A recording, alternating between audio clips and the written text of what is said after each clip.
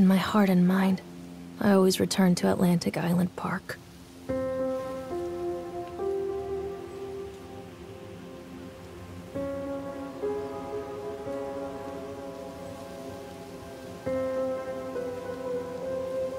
Where's Mr. Bear?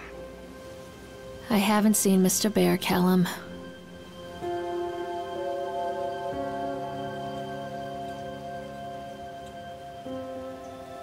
Stay in the car.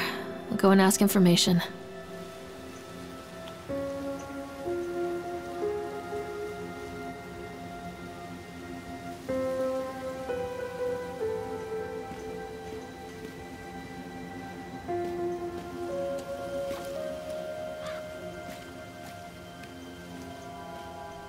Attention, patrons. The park is now closed. Please make your way to the car park at your earliest convenience. Employees prepare the park for shutdown.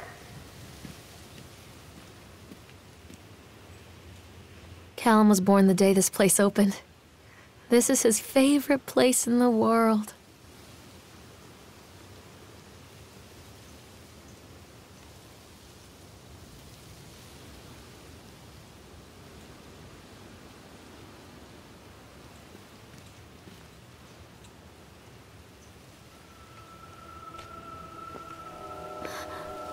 What?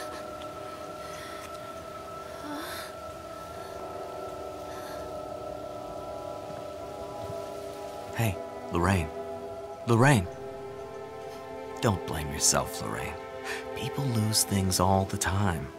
Take a deep breath and think about the last place you saw your son's teddy bear.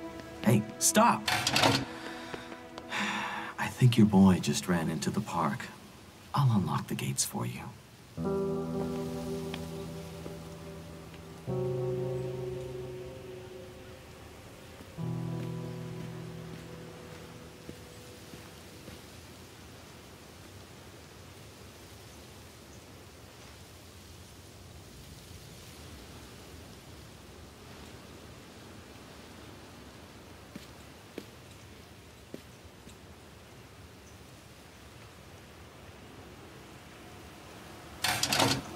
Callum, I told you to wait in the car. This way, Mommy.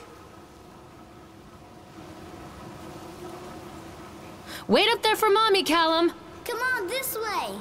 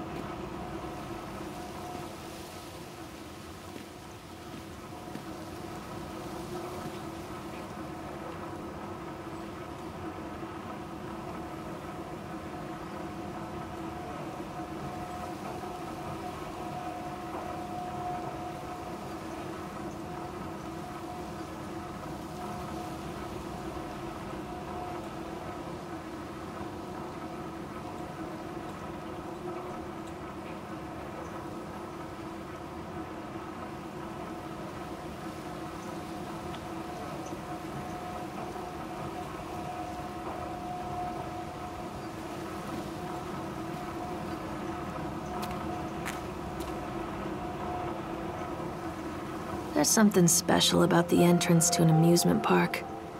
A line drawn between the real world and the world of whimsy within. On this side, the apathy of our everyday lives. And on the other, anything we might dare to dream.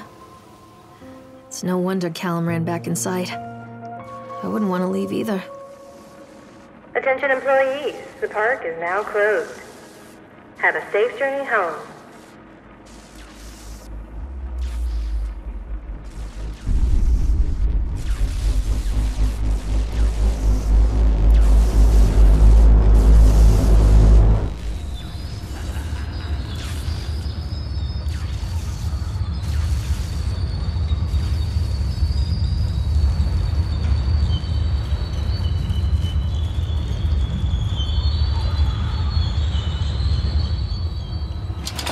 Oh God.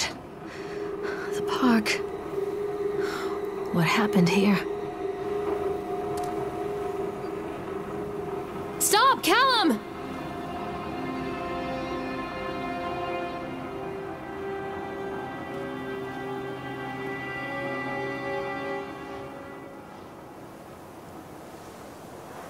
It's easy to get lost here.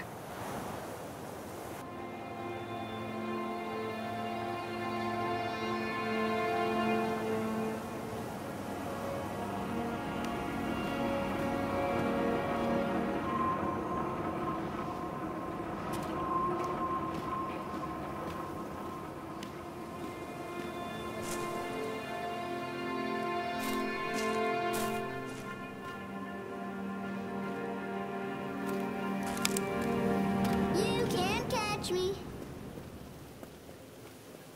I'm not playing anymore, Callum.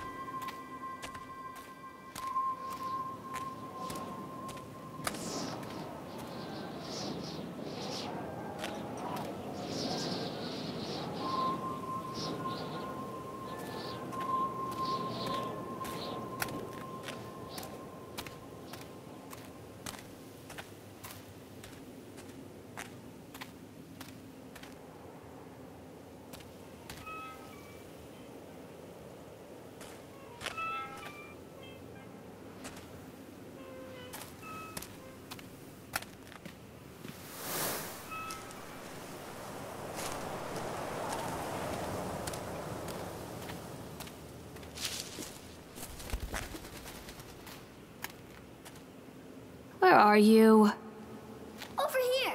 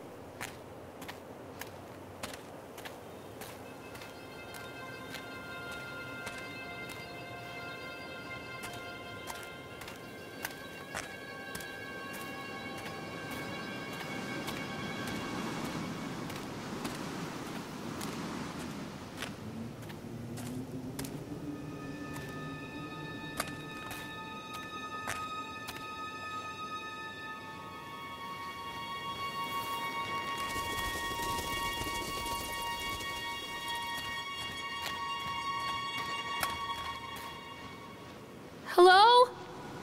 Come on, Mommy.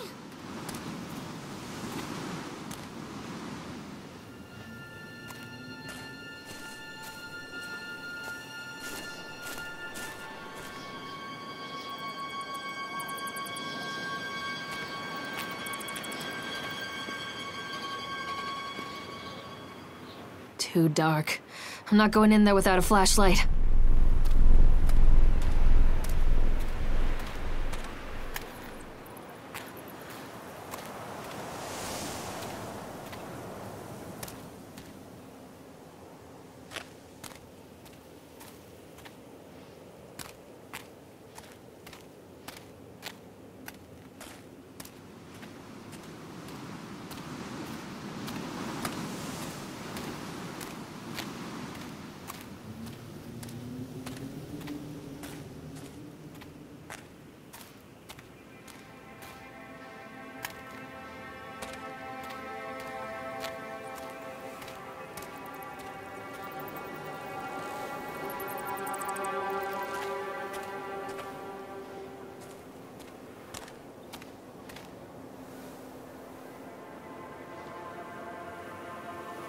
I think this belongs to Callum.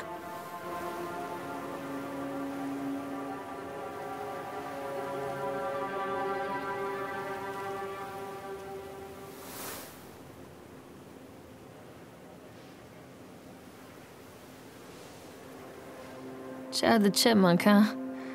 Just a drunk guy in a suit.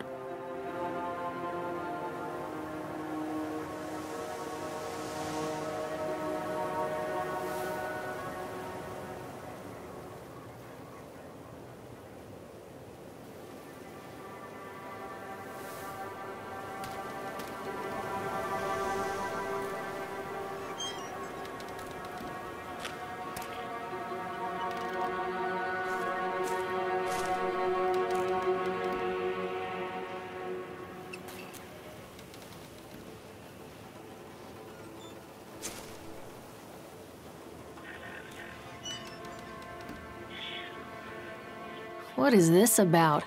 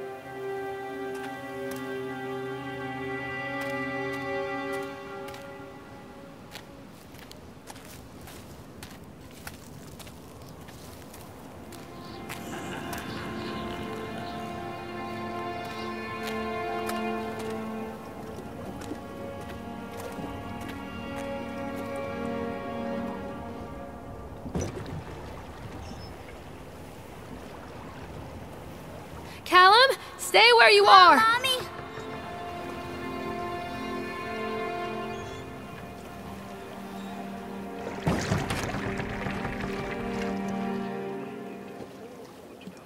His wife and his 2 children. A boy named Hansel. They were very poor and had very little to bite or suck.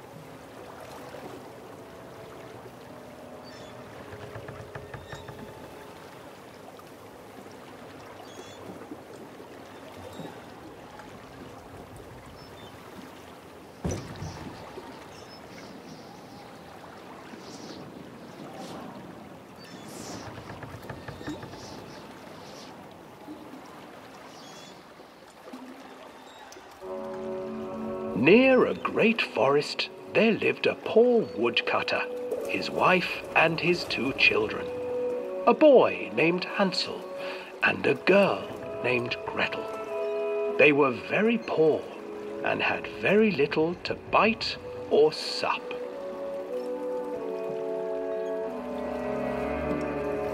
"What will become of us?" the woodcutter asked his wife one night. "I tell you what, husband, we will take the children into the thickest part of the forest tomorrow and abandon them there." "No, my wife, I cannot do that," said the man. "Then we will all 4 starve, you fool." Hansel and Gretel overheard their parents talking, and Gretel began to weep. "Do not fret, Gretel," Hansel said. He crept out of the hut and gathered white stones from the ground to fill his pockets.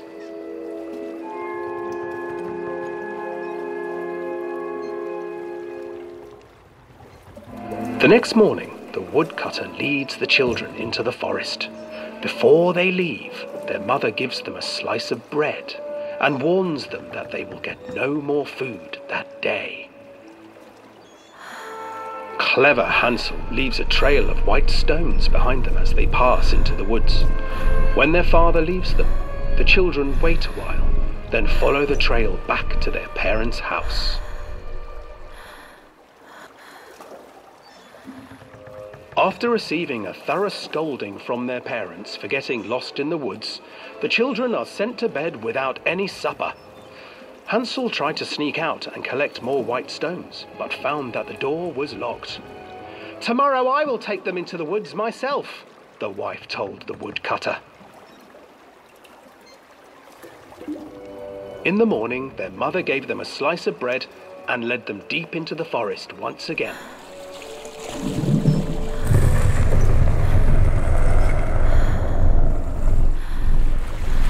Hansel broke his bread into pieces and left a trail of breadcrumbs to lead them safely home. But hungry-eyed birds snatched up the breadcrumbs and his trail was destroyed. abandoned by their parents and unable to find the trail home, the children wandered in the forest for 3 days.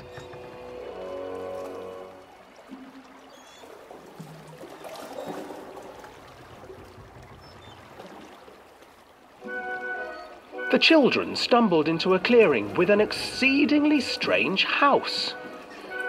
Its walls were made of gingerbread, and its windows were panes of clear sugar. Hansel, desperately hungry, ran forward and began to nibble on the walls.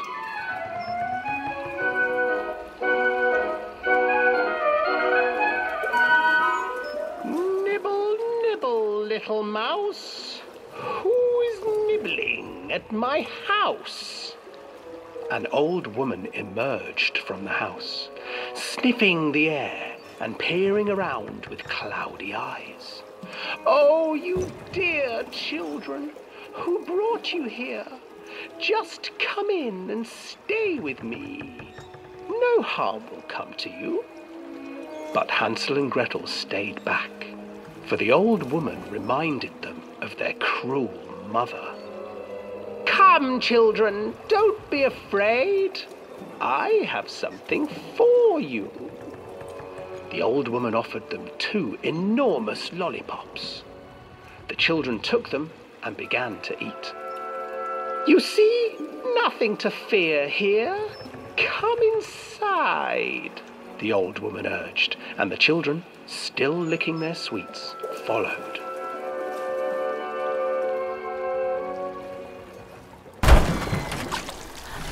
Once inside the house, the old woman changed. She stuffed Hansel into a cage and put Gretel to work, sweeping and cleaning her hut. Your brother will make a good mouthful, the old witch told Gretel. Once he is fattened up, I shall feast upon him.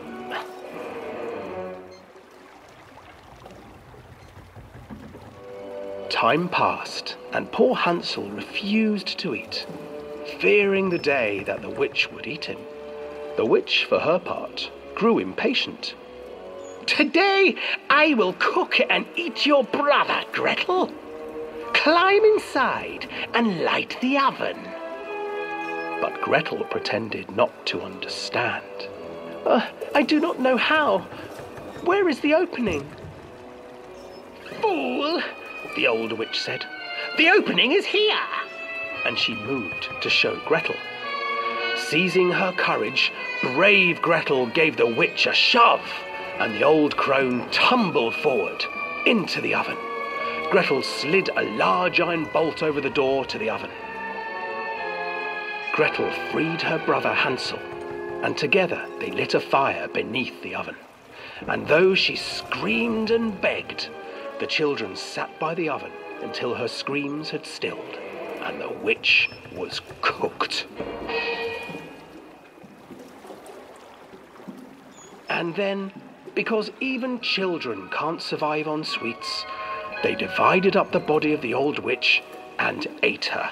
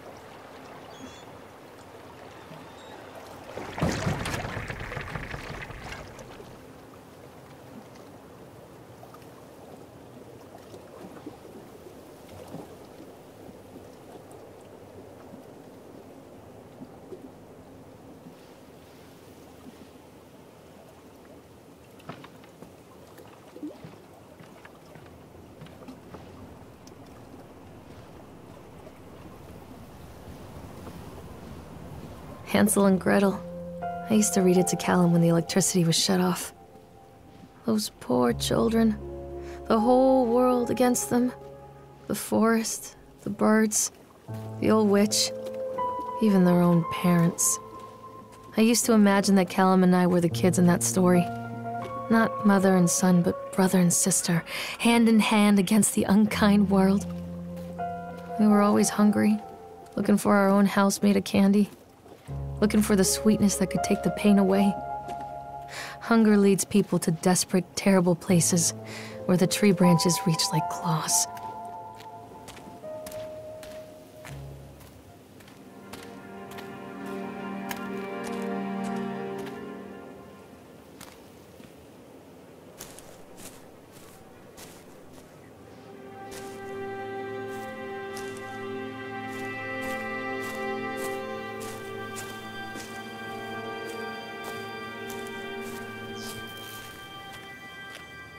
Another accident. This place.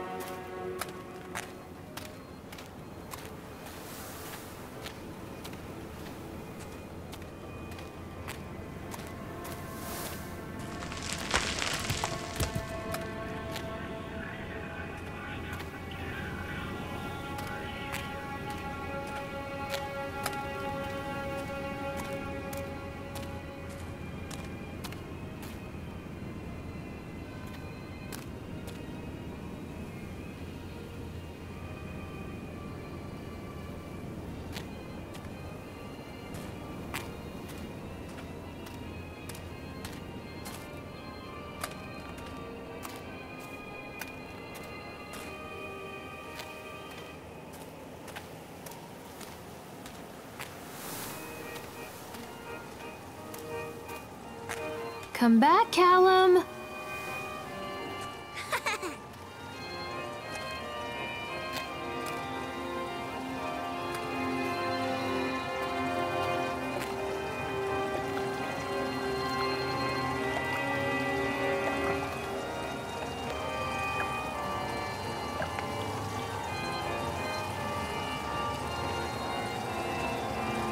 This old thing used to make the blood run to my head.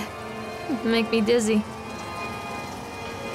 The guy just snapped.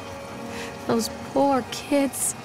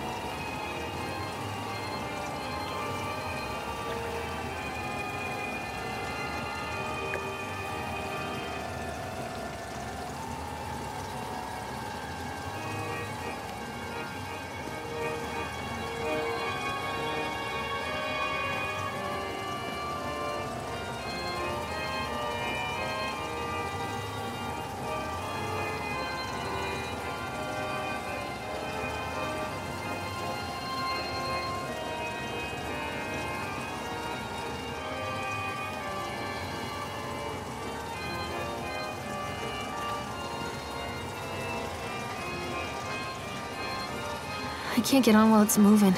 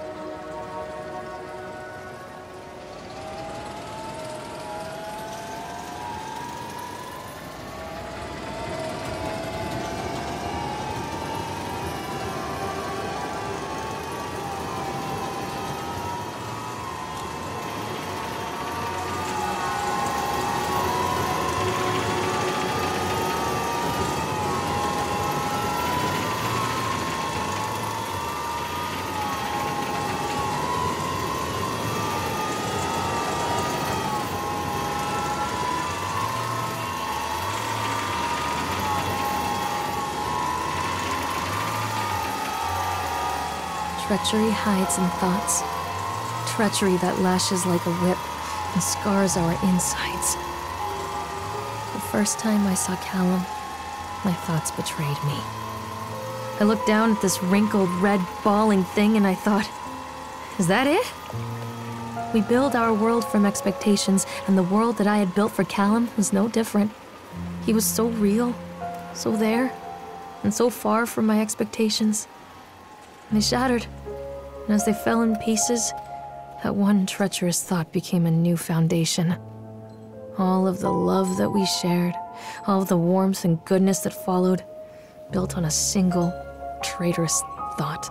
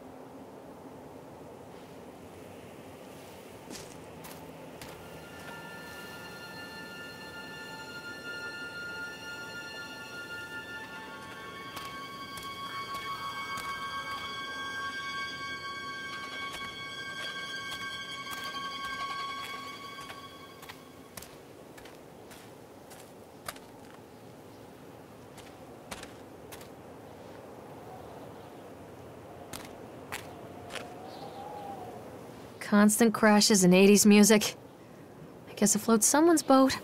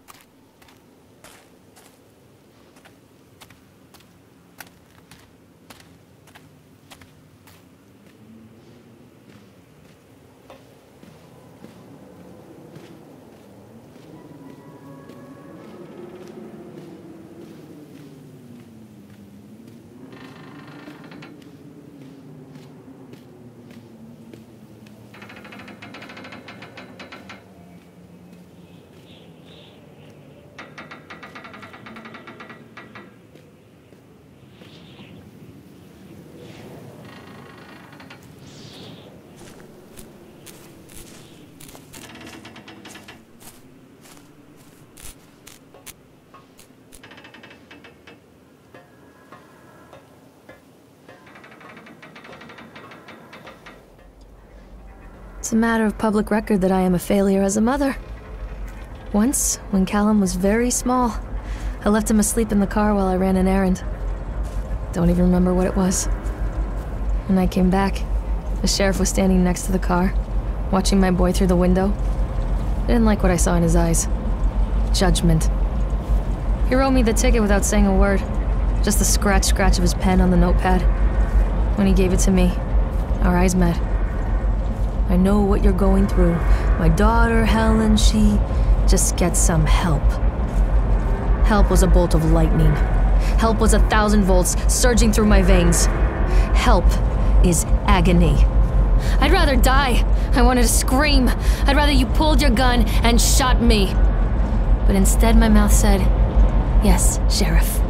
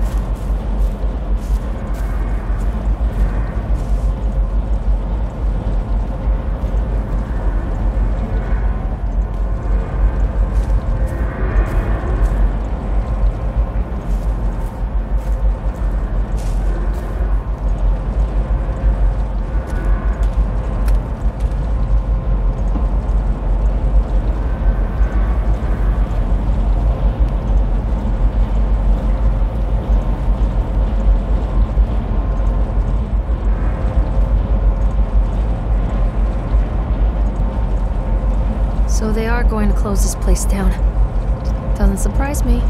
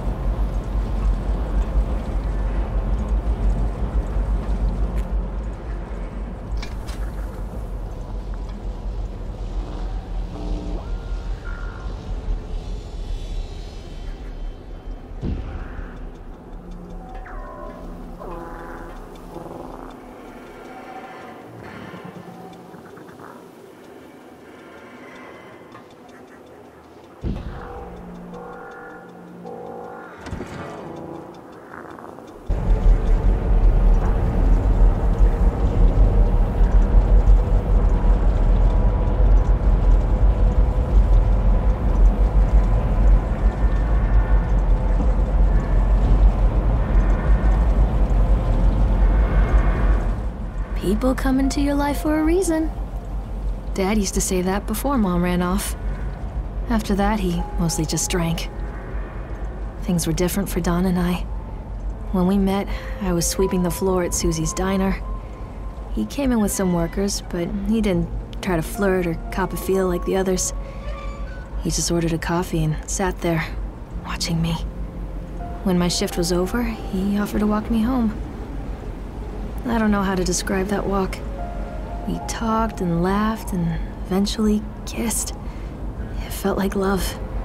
It felt like a fairy tale. I can't tell you if Callum was made that night or one of the ones that followed, but I think it has to be that night. That one perfect night. Don and I moved in together, but then, well, he died. According to the supervisor, his safety harness failed when he was working on the top of the Ferris wheel.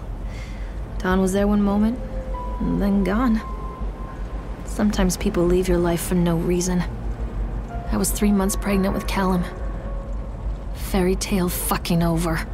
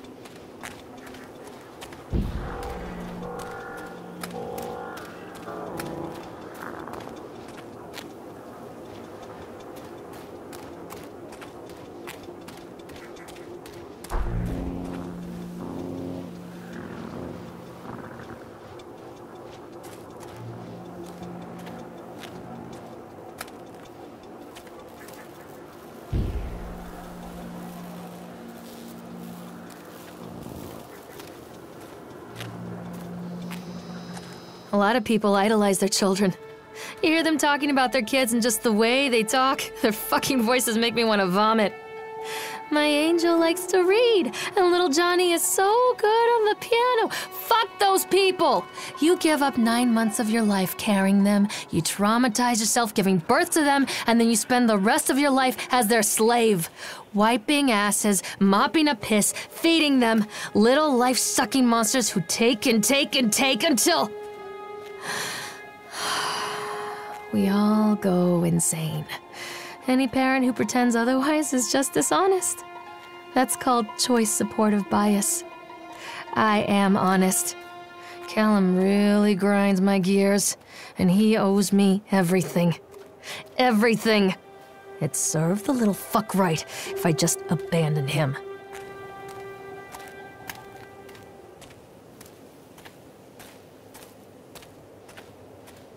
Callum?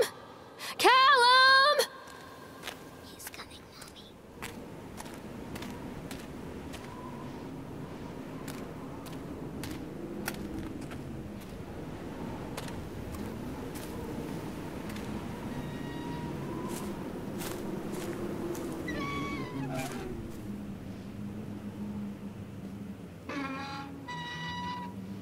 I always wanted to ride this one. Never got around to do it before.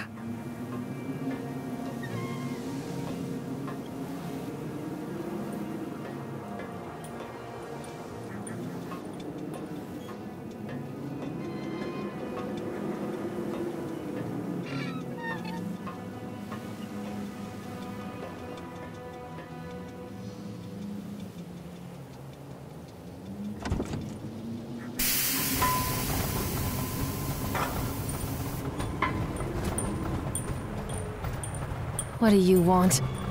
We need to talk about Callum. What do you mean? What have you done to him? That's insulting. You and your boy are everything that this place doesn't want. The antithesis of what we stand for. Where is Callum? The poor child. He tried so hard to do what he was taught. He even left you a trail of breadcrumbs. But the park is just so hungry.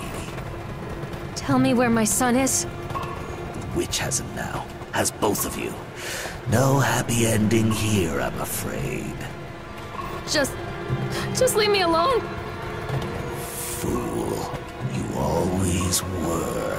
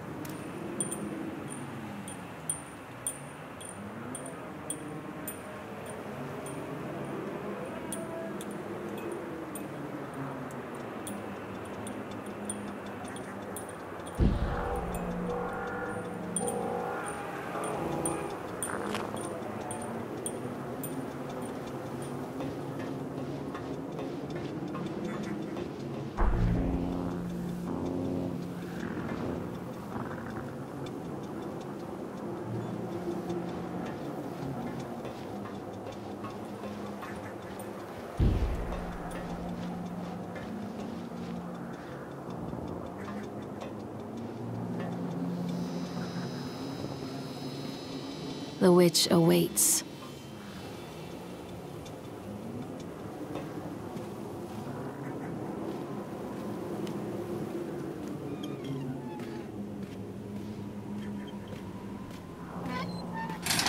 Callum has bruises on his arms, finger marks. Someone has been hurting him! I've asked him, demanded really, to know where he got the marks. But he doesn't want to answer me. Something has scared him into silence. He doesn't dare talk. He's been changing too. Something sinister lurks in the darkness behind his eyes. I catch him staring at me at odd moments. In the night, he tosses and turns and cries out words that I cannot understand. When I try to soothe him, he snaps and bites at my fingers. I think he wants to talk to me.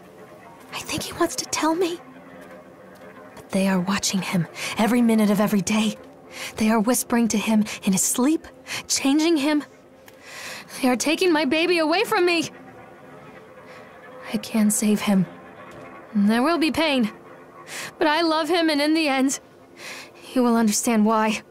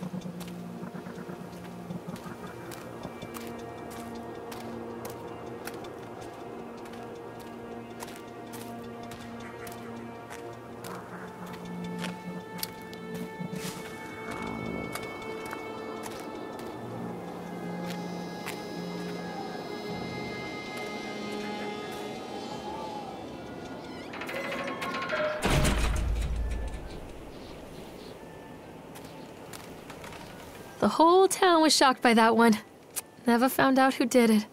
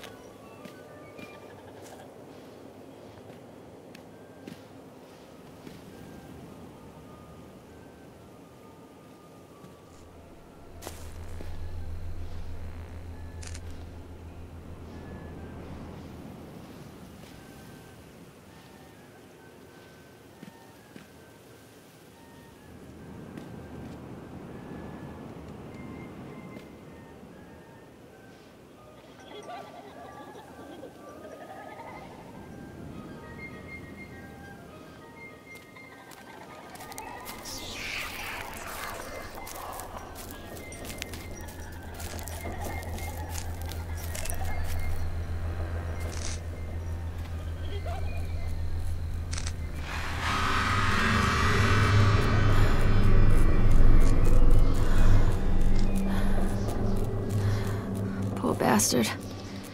Who did this to him?